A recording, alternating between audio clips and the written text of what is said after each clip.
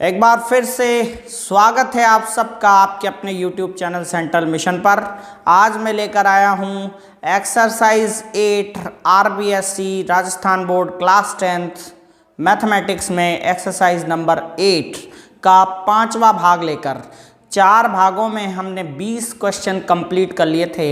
आज हम 21वें क्वेश्चन से आगे कोशिश करेंगे कि इस वीडियो में सारा का सारा जो अध्याय है आज समाप्त हो जाए, आज चैप्टर ख़त्म हो जाए। तो जल्दी से आप पेन कॉपी उठा लीजिए क्योंकि अब वक्त है मैथ्स पढ़ने का।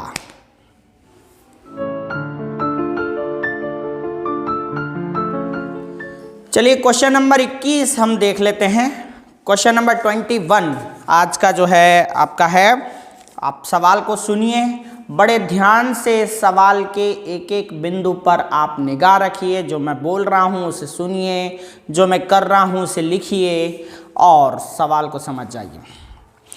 देखो 21वां सवाल है। एक झील में पानी के तल से 20 मीटर ऊंचे बिंदु ए से बादल का उन्नयन कोण 30 डिग्री है। The angle of elevation of a cloud from a point 20 metre high, point A 20 metre high from lake, मतलब 20 मीटर ऊंचा है एक पॉइंट एक झील से, और उस बिंदु ए से जो 20 मीटर ऊंचा है उस बिंदु ए से बादल का उन्नयन कोण, एंगल ऑफ एलिवेशन, वो दे रखा है आपका 30 डिग्री। तो हम यह डायग्राम बना लेते हैं। ये तो हो गई एक लेक यानी झील, और झील के तल से 20 मीटर ऊंचा एक बिंदु है। ये 20 मीटर अपन बना लेते हैं और ये ए हो गया। ये झील के तल से ये लेक बना देता हूं मैं, यहाँ पर लिख देता हूं लेक है, झील है। इसके तल से 20 मीटर ऊंचा एक बिंदु है और यहाँ से एक बादल को देखा जा रहा है।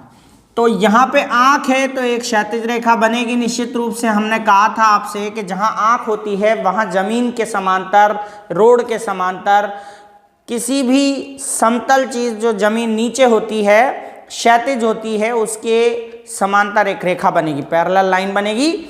तो ये हमने बना ली एक पैरेलल लाइन। अब यहाँ से क्लाउड को देख रहे हैं, बादल को देख रहे हैं, तो बादल का उन्नयन कोण यहाँ से हम बना सकते हैं 30 डिग्री। 30 डिग्री जो है बादल का एंगल है। अब बादल का रिफ्लेक्शन जो है यानी कि उसकी छाया है वो झील के अंदर हो रही है। तो जितना झील से ऊंचाई पर छाया होगी, मान लीजिए ये इतनी दूरी पर बादल है, तो यहाँ से उतनी ही दूरी पर उसकी छाया यानी रिफ्लेक्शन बनेगी, उसका प्रतिबिंब बनेगा। तो यहीं इसी बिंदु ए से उसके प्रतिबिंब को भी देखा जा रहा है। तो यहाँ पे एक दृष्टि रेखा वापस बन जाएगी और उसका एंगल जो है यानी ये वाला जो कोण है इसको अवनमन कोण कहेंगे, अंग्रेजी में एंगल ऑफ डिप्रेशन कहेंगे, और ये बनेगा 60 डिग्री का। आप भूलिएगा मत कि ये झील है यहाँ पे। अब क्वेश्चन में पूछा है कि बिंदु ए से बादल की दूरी ज्ञात कीजिए। तो बिंदु ए से बादल की दूरी को हम यहाँ x मान लेते हैं कि ये x मीटर है, और इनका नाम दे देते हैं। मान लीजिए ये जो बिंदु ए है वो झील BC से 20 मीटर दूरी पर है, तो हाइट जो है वो AB हो गई। इसके बाद पॉइंट जो बादल है, क्लाउड है, उसको D मान लेंगे और उसकी रिफ्लेक्शन को E मान लेंगे, और ये जो क्षैतिज रेखा गई थी ये बिंदु को हम F मान लेंगे। तो ये 20 होगा, तो इसके सामने भी क्या होगा, ये 20 ही होगा, 20 होगा। बचा हुआ जो है क्लाउड की ऊंचाई, सीधी ऊंचाई हम बची हुई h मान लेते हैं। तो झील से नीचे नीचे जो दूरी बची वो ऊपर की दूरी के बराबर है। तो ऊपर क्या है, h और 20 यानी h + 20 है, तो जो CE है वो भी h + 20 ही होगा। अब बचा आपका लेक यानी कि BC, तो हम इसकी दूरी को y मान लेते हैं। ये वाला जो है ये y है, दोनों y हो गए। तो अब हम इस क्वेश्चन को शुरू करते हैं। जो डिटेल है अब मैं नहीं लिखाऊंगा क्योंकि मैंने 4 पार्ट में आपको सब तरफ से क्वेश्चन को हल करना सिखा दिया है। सभी तरह से क्वेश्चंस को मैंने आपको हल करना सिखा दिया है। तो डायग्राम में जो रहता है उसे हम क्या लिखते हैं, कैसे लिखते हैं, वो मैंने आपको बता दिया। अब हम क्वेश्चन करेंगे डायरेक्ट। चलिए लिख लेते हैं। देखिए, बिंदु ए की झील से ऊंचाई ए बी और सी एफ दोनों बराबर हैं, दोनों को हम 20 लिख लेते हैं, 20 मीटर। फिर हम डी एफ जो मान रहे हैं वो एच होगा, और हमें डी एफ को एच लिख लेते हैं।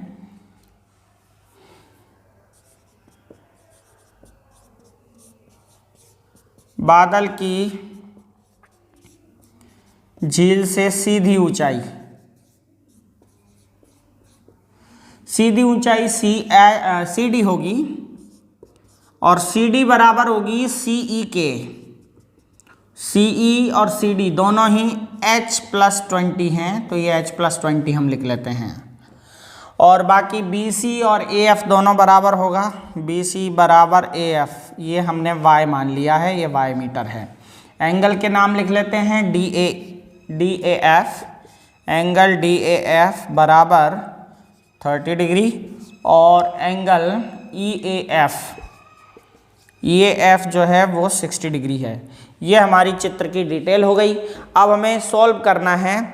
तो सबसे पहले हम ये वाला बड़ा ट्रायंगल ले लेते हैं। ट्रायंगल का खेल है यहाँ पे, एक ट्रायंगल ये है, एक ट्रायंगल ये है, बड़ा वाला यहाँ से यहाँ तक। तो दोनों ट्रायंगल है, हम पहले ये वाला ले लेते हैं ए ई एफ में। तो ट्रायंगल ए ई एफ में त्रिभुज ए ई एफ लेंगे हम। इस त्रिभुज ए ई एफ में हम देखिए यहाँ थीटा है, तो ये लंब होगा यानी परपेंडिकुलर, तो हम ये ले लेते हैं ई एफ, और ये आपके ए एफ होगा आधार यानी बेस, और ये दोनों लंब बटा आधार यानी परपेंडिकुलर अपॉन बेस हुआ, तो tan 60 डिग्री हो गए। अब हम इनके मान रख देते हैं। तो ये दोनों ये यहाँ से लेके यहाँ तक 20 और H+20 हैं, तो EF की वैल्यू हो गई 20 + H+20, और AF की वैल्यू जो है वो y है। AF का मान y है, तो यहाँ हम लिख देते हैं y, और tan 60 होता है √3। tan 60 की वैल्यू √3 होती है। आगे हम सॉल्व करते हैं, तो 20 हो गए 40, और प्लस h, और इनका गुणा 1 से किया तो यही रहा, और y का गुणा √3 से कर देते हैं तो √3y।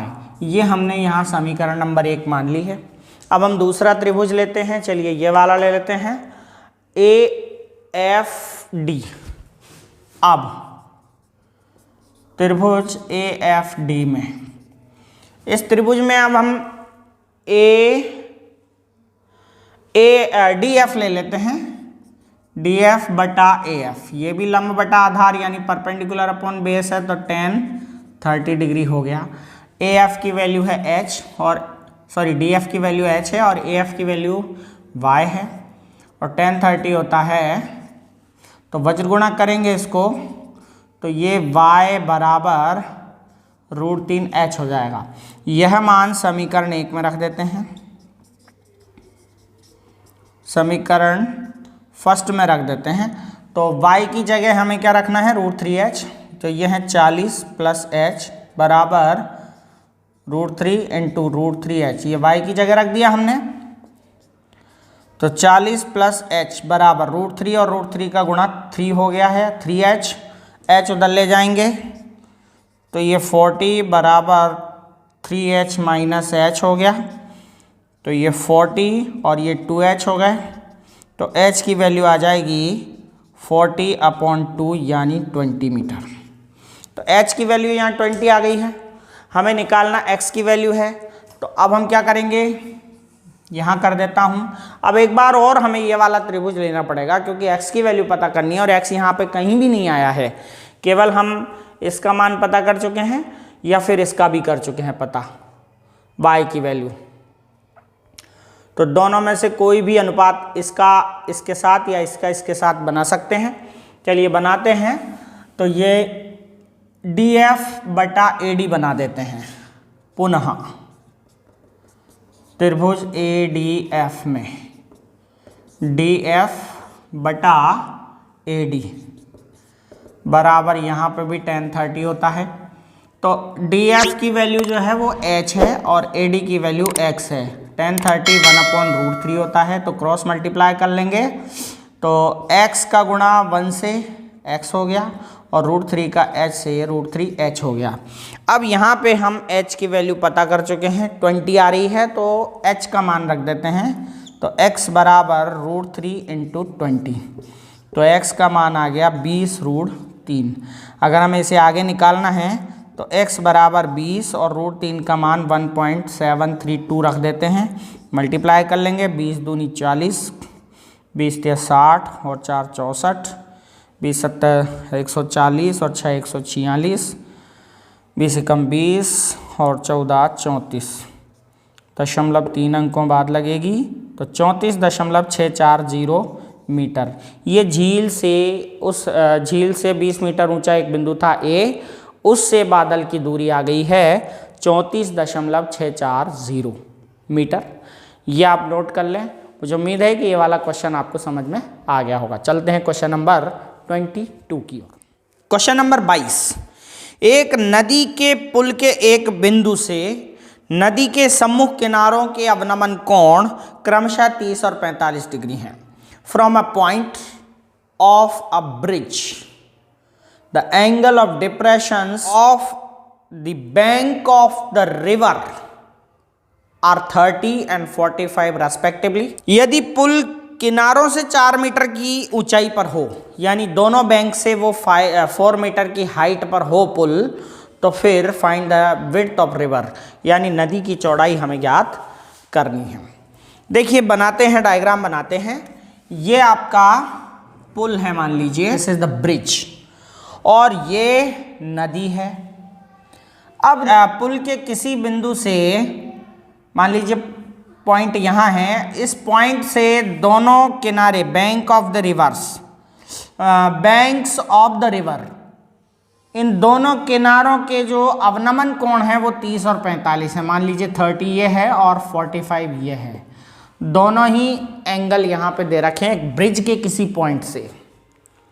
From a point on bridge across the river, यानी कि जो नदी के अक्रॉस में है वो ब्रिज, और वो किनारों से कितना ऊंचा है, ये ब्रिज जो है वो रिवर के किनारों से 4 मीटर की हाइट पर है। तो समझिए कि एक खंबा रिवर के बीच में से भी अगर जाएगा तो वो भी 4 मीटर की हाइट पर होगा। तो इस तरह से हम नदी के बीच में से एक खंबा बना देते हैं और वो उसकी हाइट हो गई 4 मीटर, ताकि हमें ट्राइंगल प्राप्त हो जाए, त्रिभुज बन जाए हमारा। देखिए ब्रिज का पॉइंट ये है, इससे दो एंगल या दोनों किनारों के, नदी के दोनों किनारों के जो एंगल हैं वो 30 और 45 बन रहे हैं। ये अवनमन कोण है, यानी एंगल ऑफ डिप्रेशन है। तो ये एंगल यहाँ बनेगा, 30 यहाँ बन जाएगा, 45 यहाँ बन जाएगा। ये कौन से एंगल से बना, एकांतर कोण से, यानी कि अल्टरनेट एंगल से बन गए ये वाले एंगल। जेड और उल्टे जेड में बनते हैं। देखिए यहाँ पे ये जेड बन रहा है तो ये 30 30 होगा, ये उल्टा जेड बन रहा है तो 45 45 होगा। तो क्या करेंगे, ये हमारा डायग्राम बन गया। नदी की चौड़ाई यहाँ से यहाँ तक होगी। मान लेंगे कि नदी की चौड़ाई AB है और जो ब्रिज का पॉइंट है उसका नाम P है और हाइट PQ है। तो हम बना लेते हैं नदी यानी रिवर, इसकी चौड़ाई जो है AB है। AB को हम दो हिस्सों में मान लेते हैं, एक तरफ x और एक तरफ y। तो AQ प्लस यानी x प्लस y मान लेते हैं, सीधा सीधा x प्लस y। AQ हो गया x और QB हो गया y। इसके बाद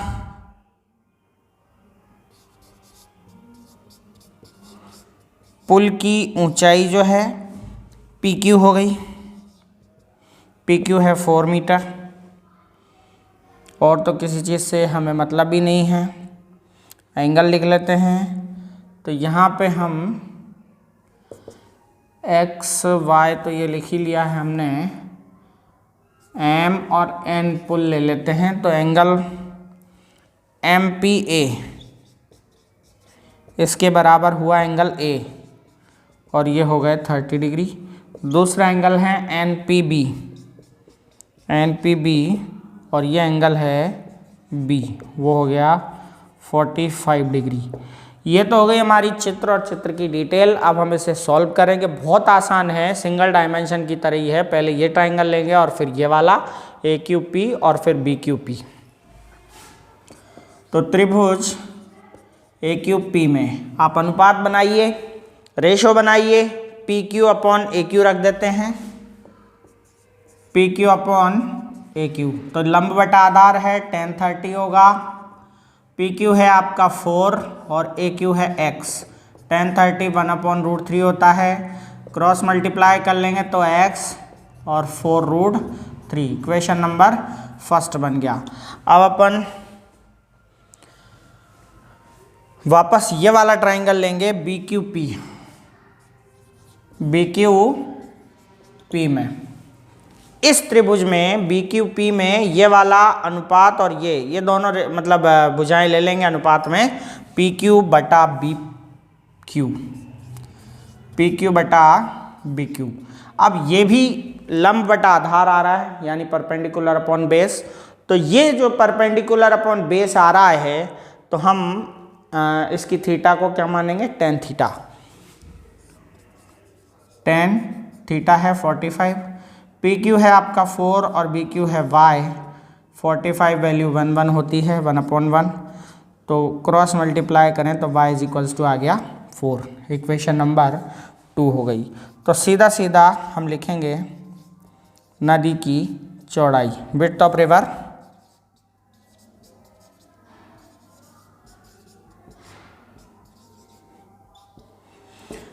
रिवर जो है वो x, देखिए यहाँ से यहाँ तक की ए क्यू प्लस बी क्यू थी, ए क्यू प्लस बी क्यू जो हमने x प्लस वाई मानी थी।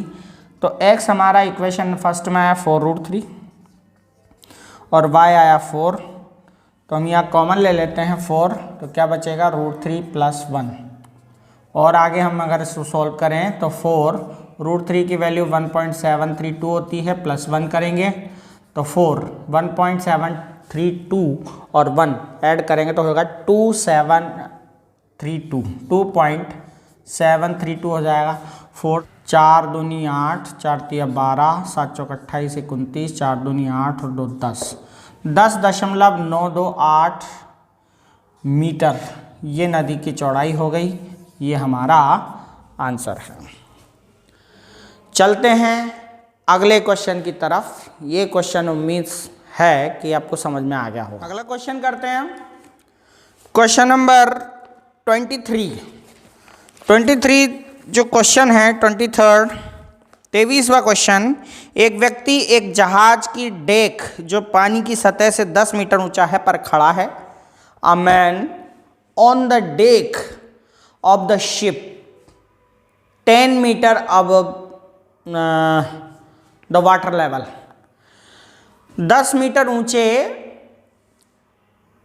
डेक पर खड़ा हुआ है, जहाज की डेक पर, और वो वहां से किसको ऑब्जर्व कर रहा है, वो ऑब्जर्व कर रहा है, वो देख रहा है किसको, एक पहाड़ी की चोटी को, पहाड़ी की चोटी को ऑब्जर्व कर रहा है और वहां पर उसका एंगल एलिवेशन यानी कि उन्नयन कोण 60 डिग्री का बन रहा है। तो बनाते हैं, ये मान लीजिए कि वाटर का लेवल है, पानी का लेवल है, यहाँ पर एक जहाज है और जहाज का डेक जो है वो कितना ऊंचा है, 10 मीटर ऊंचा है। तो ये पानी के लेवल से जहाज का जो डेक है वो 10 मीटर ऊंचा है और यहाँ पर एक व्यक्ति खड़ा हुआ है। तो इसको हम ए बी मान लेते हैं जहाज के डेक को, और यहाँ से कुछ दूर एक पहाड़ी है, वहाँ पर पहाड़ी की ऊंचाई को वो देख रहा है, टॉप ऑफ द हिल को देख रहा है। तो यहाँ आँख है तो एक लेवल बनेगा, आप जानते ही हैं, और यहाँ से पहाड़ी के शिखर को देख रहा है और एंगल बन रहा है 60 डिग्री। और यहीं से वो पहाड़ी के जो नीचे का लेवल है यानी कि उसका जो फुट है उसको देख रहा है। तो यहाँ पे हम एक और दृष्टि रेखा बना लेते हैं और ये फिर एंगल ऑफ डिप्रेशन बन रहा है और ये है आपका 30 डिग्री का। अब दो चीजें यहां पूछी गई हैं। पूछा गया है कि पहाड़ी की ऊंचाई क्या है, हाइट ऑफ हिल क्या है, और दूसरी बात पूछी गई है कि जहाज की पहाड़ी से दूरी कितनी है, डिस्टेंस बिटवीन शिप एंड हिल। तो हम क्या करते हैं, इसको मान लेते हैं। हमने ये डेक को ए बी मान लिया है और पहाड़ी को यानी हिल को हम सी डी मान लेते हैं और ये पॉइंट हमारा ई हो गया। हम लिखते हैं डेक ए बी और डेक के इस ए बी के बराबर आपकी सी ई होगी, तो सी ई भी 10 हो जाएगी, ये भी 10 हो गई साहब, 10 मीटर डेक हो गया। इसके बाद ईडी, ईडी को हम एच मान लेते हैं, ये एच मान लिया हमने। तो फिर पहाड़ी की ऊंचाई क्या हुई, पहाड़ी की ऊंचाई सी डी हो गई, दो भागों में हो गई h + 10, तो h + 10 ये हमने मान लिया। और जहाज की पहाड़ी से दूरी, डिस्टेंस ऑफ शिप फ्रॉम हिल, पहाड़ी से दूरी जो है वो ये होगी, देखिए ए से लेके सी तक या फिर बी से लेके ई तक। तो हम दोनों लिख लेते हैं ए सी बराबर बी ई, इसको हम x मान लेते हैं। इसके बाद दो एंगल हैं वो लिख लेते हैं सी ए ई, एंगल सी ए ई बराबर, सॉरी सी बी ई है, बी है यहाँ पे। इसके बाद हम एंगल लिख लेते हैं सी बी ई और सी बी ई है 30 डिग्री। दूसरा एंगल है आपका डी बी ई और वो है 60 डिग्री। अब हम ज्ञात करेंगे दोनों की बीच की दूरी, यानी डेक और पहाड़ी के बीच की दूरी और पहाड़ी की ऊंचाई ज्ञात करेंगे। तो हमें दो ट्रायंगल लेने पड़ेंगे, तो एक ट्रायंगल तो ये है और एक ये है। इन दोनों ट्रायंगल्स को हम लेंगे बारी बारी से। चलिए हम पहले इसको कर लेते हैं, BEC। तो त्रिभुज BEC में, इसमें हम ये थीटा है तो ये लंब होगा, परपेंडिकुलर होगा, तो हम ये बटा ये ले लेते हैं CE बटा। इस तरह के सवालों में आपको बस एक चीज़ ध्यान रखनी है कि जो त्रिभुज बन रहा है उसके दो दी गई भुजाओं का अनुपात आपको लिखना है, और उसका अनुपात क्या है, साइन है, कोस है, टेन है, वो आपको ढूंढना है। तो यहाँ हम देख रहे हैं कि 30 के सामने लंब है और ये आधार है, यानी ये परपेंडिकुलर है, ये बेस है। तो ये आप परपेंडिकुलर अपॉन बेस यानी लंब बटा आधार क्या होता है, tan थीटा। तो यहाँ पे tan थीटा लगा देंगे और थीटा यहाँ पे 30 डिग्री है तो ये 30 लिख देंगे। अब इनके मान रख देंगे, CE का मान है 10 और BE का मान है x, और tan 30 1/√3 होता है, तो x का मान आ गया आपका 10√3। समीकरण नंबर 1 मान लीजिए, x का मान 10√3 आ गया है। अब हम दूसरा ट्रायंगल लेंगे BED। अब त्रिभुज BED में, तो इस त्रिभुज में आप ये फिर से लंब बटा आधार यानी परपेंडिकुलर अपॉन बेस ले लीजिए, ED बटा BE, ED बटा BE, और ये भी होता है 10, लेकिन यहाँ पर वैल्यू है 60, तो 60 लिख देंगे। ED का मान है आपके पास h और BE का मान है x। tan 60 का मान √3 बटा 1 होता है। वज्रगुणा कर लेंगे तो h का 1 से h और √3x। अब आप देखेंगे कि x का मान हम पहले ज्ञात कर चुके हैं 10√3, तो यहाँ पर रख दीजिए, put the value from equation first, समीकरण 1 से मान रखने पर। तो x का मान जो है वो 10√3 है, हम 10√3 रख देते हैं, तो ये 10√3। आप देखेंगे कि √3 का गुणा 3 होता है और 3 का 10 से गुणा 30 होता है, तो ये 30 आ गया है, यानी कि h का मान 30 आ गया है। अब हम दोनों चीज़ें निकाल सकते हैं, पहाड़ी की ऊंचाई। सबसे पहले पहाड़ी की ऊंचाई, और पहाड़ी की ऊंचाई को हमने क्या माना था, देख सकते हैं आप यहाँ पे, ये पहाड़ी की ऊंचाई को माना था h + 10, तो हम लिख सकते हैं h + 10। तो h आपके 30 आया है और 10 आपके पास है, तो ये हो गया आपका 40 मीटर। ये तो आपका एक आंसर हो गया। दूसरा आंसर आपसे पूछा था जहाज व पहाड़ी की दूरी, पहाड़ी के बीच दूरी, distance between hill and ship.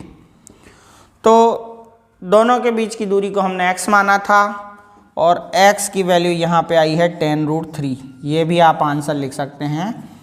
ये हो गया आपका क्वेश्चन नंबर 23। क्वेश्चन नंबर 23, 23वां क्वेश्चन यहाँ समाप्त हो गया है। चलते हैं क्वेश्चन नंबर 24 पर। क्वेश्चन नंबर 24 यानी 24वां प्रश्न है। एक 12 मीटर ऊंचा पेड़ तेज हवा से इस प्रकार टूट जाता है कि उसका शीर्ष जमीन को छूने लगता है और जमीन के साथ 60 डिग्री का कोण बनाता है। आपको याद होगा एक क्वेश्चन हमने पहले भी पढ़ा हुआ है इस तरह का, तो हमें बहुत अच्छे तरीके से आता है। फिर भी हम इस क्वेश्चन को सॉल्व करेंगे। एक विंड स्टॉर्म के कारण 12 मीटर जो ऊंचा ट्री है वो टूट जाता है और ज़मीन के साथ 60 डिग्री का एंगल बनाता है। तो चलिए देख लेते हैं।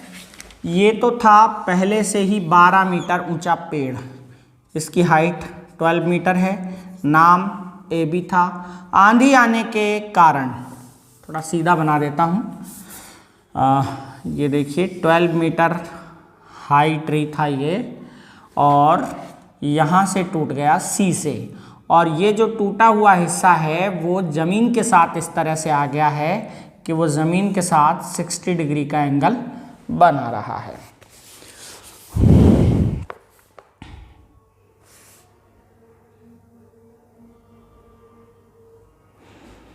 ज्ञात करें कि तेज हवा से पेड़ जमीन से कितनी ऊंचाई से टूटा था। यानी ये पता करना है कि यहाँ से यहाँ तक की हाइट कितनी है, तो ये हम h मान लेते हैं। भाई ज़मीन से कितनी ऊंचाई से पेड़ टूटा था, बस यही पता करना है।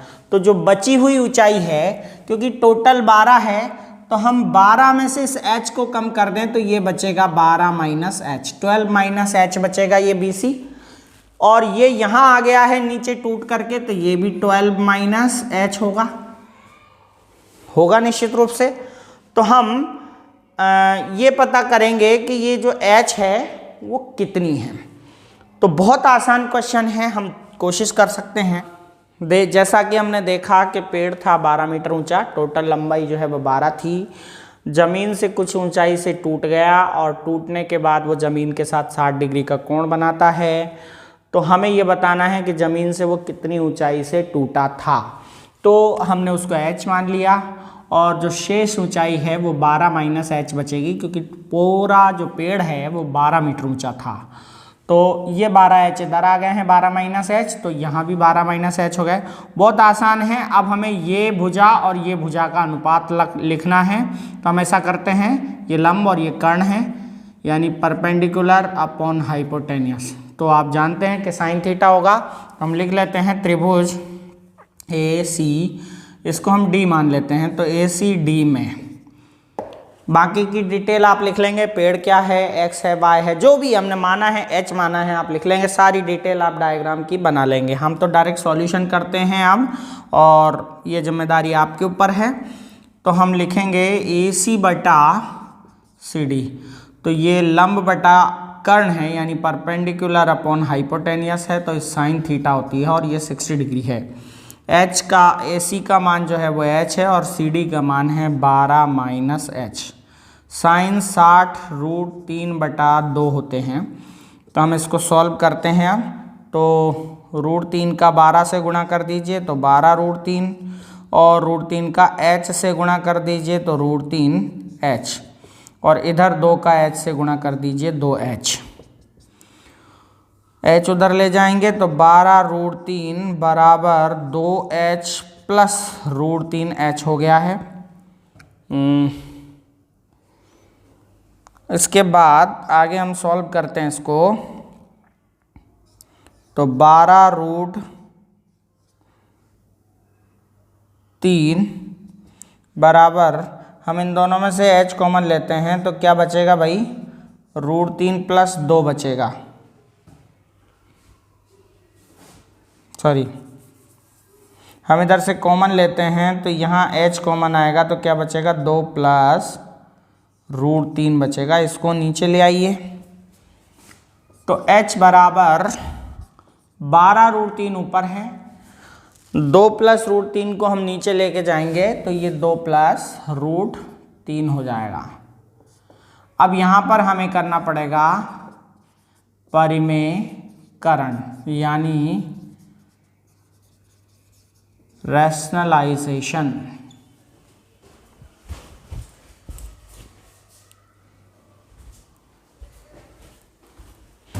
रैशनलाइजेशन करते हैं तो क्या होगा 12√3 बटा 2 + √3।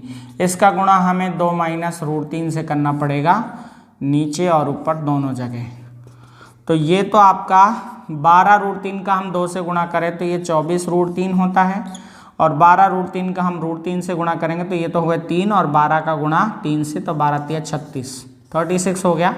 और यहाँ पर a + b और a - b का फॉर्मूला लगा है तो वो होगा a² - b² यानी √3 का स्क्वायर।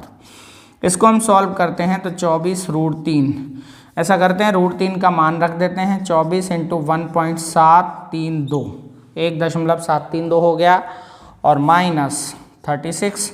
यहाँ पे हम सॉल्व करेंगे तो 2 का स्क्वायर 4 और √3 का स्क्वायर 3, तो नीचे तो 1 बचा है।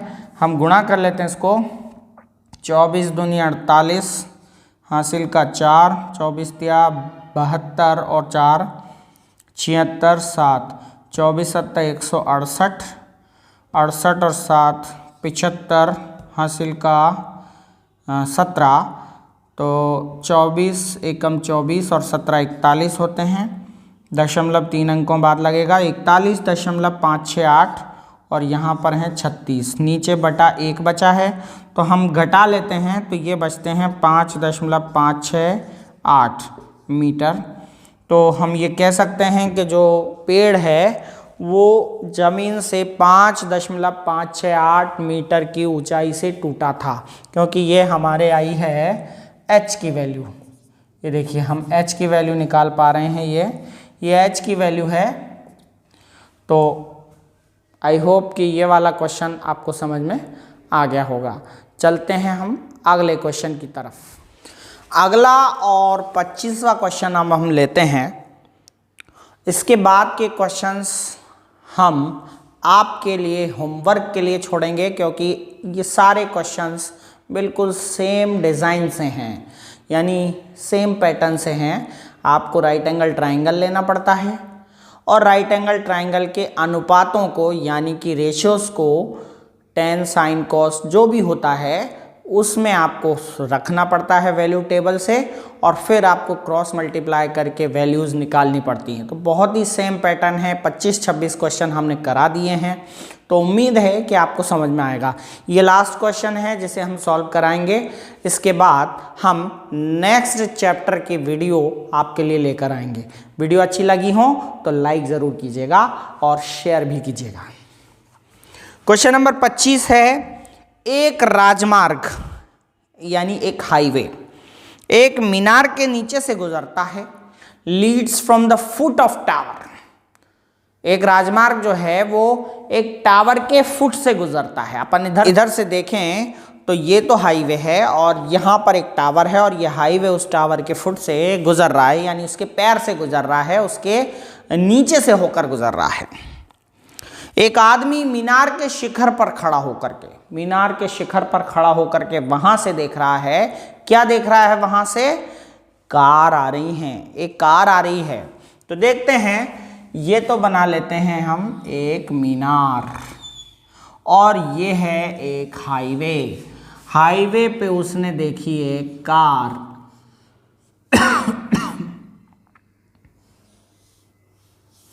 ये कार आ रही है, यहाँ पर एक व्यक्ति है जो खड़ा हुआ है। मीनार का नाम AB यानी टावर का नाम AB हो गया। आँख यहाँ पर है तो एक क्षैतिज रेखा बनेगी, और वो ऑब्जर्व कर रहा है कार को देख रहा है, और कितने डिग्री के एंगल पर देख रहा है वो कार को? 30 डिग्री के एंगल पर देख रहा है। तो ये 30 डिग्री का एंगल यहाँ भी बनेगा, बना लीजिएगा। और फिर इसी स्पीड से कार चल रही है, यूनिफॉर्म स्पीड से कार चल रही है, और 6 सेकंड बाद वो कार यहाँ पर आ जाती है।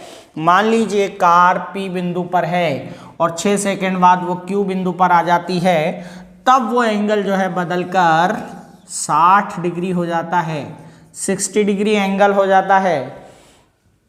तो ये 60 डिग्री है जो यहाँ बनेगा अंदर। अब यहाँ से यहाँ तक चलने में उसको कितना टाइम लगा है? After 6 second. P से Q तक आने में जो है वो 6 सेकंड का समय लगा है।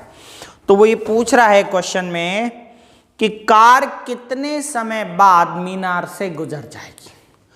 तो कार यहाँ से चली, यहाँ आई 6 सेकंड में, यहाँ से यहाँ तक पता नहीं कितने दूरी कितना समय लगेगा और वो गुजर जाएगी। बस यही समय पूछा है, यहाँ से यहाँ तक का टाइम पूछा है। तो पहले हमें ये दूरियां पता होना चाहिए, डिस्टेंस। मीनार की हाइट हम h मान लेते हैं, उसने 6 सेकंड में जो दूरी कवर की वो x मान लेते हैं, और बाद में जो दूरी कवर करेगा वो y मान लेंगे। यानी हमें y डिस्टेंस कवर करने में कितना टाइम लगा है बस वो पता करना है और ये क्वेश्चन हो जाएगा। तो सबसे पहले हम यहाँ लिखते हैं मीनार। हम यहाँ पता करते हैं मीनार। मीनार का नाम है AB, यानी टावर है ये, और h मीटर का ऊंचाई का है। फिर लिखेंगे 6 सेकंड में तय दूरी। कार द्वारा जो 6 सेकंड में दूरी तय की गई है वो PQ है और वो है x मीटर। मान लीजिए कि x मीटर है, और शेष दूरी 6 सेकंड के बाद जो शेष दूरी है वो कितनी बची है वो देख लेते हैं, AQ, और AQ है आपका y मीटर। अब देखिए यहाँ दूरियां लिख ली हैं, एंगल बना लेते हैं। एंगल का नाम लिख लेते हैं EBP। एंगल EBP जो है P के इक्वल है और वो है 30 डिग्री, और दूसरा एंगल है EBQ। EBQ जो बराबर है EQB के, वह है 60 डिग्री। चलिए हम एक काम करते हैं, हमारे पास डिस्टेंस है यानी दूरी, और समय है यानी कि टाइम।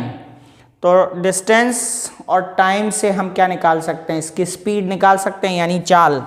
तो हम लिखेंगे कार की चाल। कार की चाल यानी स्पीड ऑफ कार। तो चाल का यानी स्पीड का फॉर्मूला क्या होता है? दूरी बटा समय, यानी डिस्टेंस अपॉन टाइम। तो डिस्टेंस है x और टाइम है 6, तो ये हो गया मीटर पर सेकंड।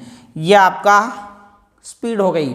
और यहाँ से यहाँ तक जाने में यूनिफॉर्म स्पीड है, यानी कि एक समान चाल से चल रही है, तो 6 सेकंड बाद भी वही चाल रहेगी, यानी चाल में बदलाव नहीं होगा।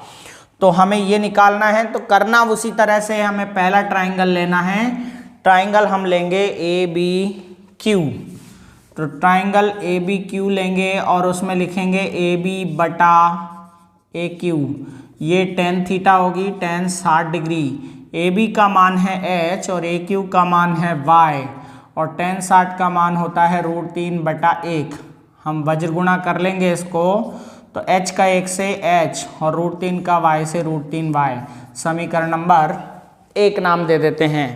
समीकरण 1 के बाद अब हम दूसरा ट्राइंगल लेंगे, बड़ा वाला ABP। तो त्रिभुज ABP में, इस त्रिभुज में भी हम लंब बटा आधार लेंगे, यानी AB बटा AP। ये भी tan थीटा होगी और यहाँ पे 30 डिग्री का एंगल है। AB का मान वही h है, तो h लिख देंगे, और AP का मान दो टुकड़ों में है y प्लस x, तो हम यह लिख देंगे y प्लस x। और tan 30 का मान 1 बटा √3 होता है। गुणा करेंगे तो √3 का हम h से गुणा करेंगे √3h, x प्लस y का 1 से x प्लस y। y का मान यहाँ रख देते हैं, सॉरी y का नहीं रखेंगे, h का मान रखेंगे समीकरण 1 से। तो √3 इंटू h का मान हम रख देते हैं √3y होगा बराबर x प्लस y। तो यहाँ पे ये हो गए 3y, y को इधर लाएंगे तो ये 3 बराबर x y। तो यहाँ पे बचे आपके 2y और ये x। तो यहाँ y का मान क्या हो गया? x बटा 2। ये y की वैल्यू आ गई है। अब हम क्योंकि दोनों ट्राइंगल को सॉल्व कर चुके हैं, बस अब हमको निकालना था y दूरी तय करने में समय। तो मैं यहाँ लिख देता हूँ y दूरी तय करने में लगा समय। इस दूरी को तय करने में लगा समय, समय का फॉर्मूला हमें यहाँ लगाना है। समय का सूत्र होता है दूरी बटा चाल, यानी डिस्टेंस अपॉन स्पीड। दूरी क्या है भाई, y दूरी तय करना है तो दूरी y होगी ना, और चाल हम पहले निकाल चुके हैं x बटा 6। चलिए y का मान हम निकाल चुके हैं यहाँ पे x बटा 2, तो y की जगह हम रखेंगे x बटा 2 और नीचे है x बटा 6।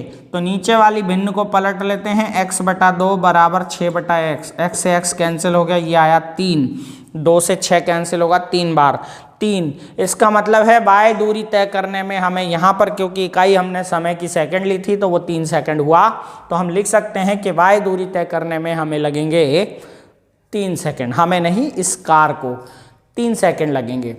तो ये एक्सरसाइज हम आज यहीं समाप्त करते हैं। बाकी के 3 क्वेश्चन आप होमवर्क में करिएगा, बहुत आसान है, बहुत आसान एक्सरसाइज है। मुझे उम्मीद है कि आपको बहुत मज़ा आया होगा। 5 पार्ट हमने इसके बनाए हैं, आगे के जो 4 पार्ट हैं, इससे पहले के 4 पार्ट हैं, वो हमने अपनी प्लेलिस्ट में डाले हुए हैं। हमने इस चैप्टर की अलग से प्लेलिस्ट बनाई हुई है, उम्मीद है आप उन्हें देख करके अपना ये चैप्टर कंप्लीट कर लेंगे। बहुत बहुत धन्यवाद आपका। आपका दिन, आपका वर्ष और आपका सारा समय मंगलमय हो।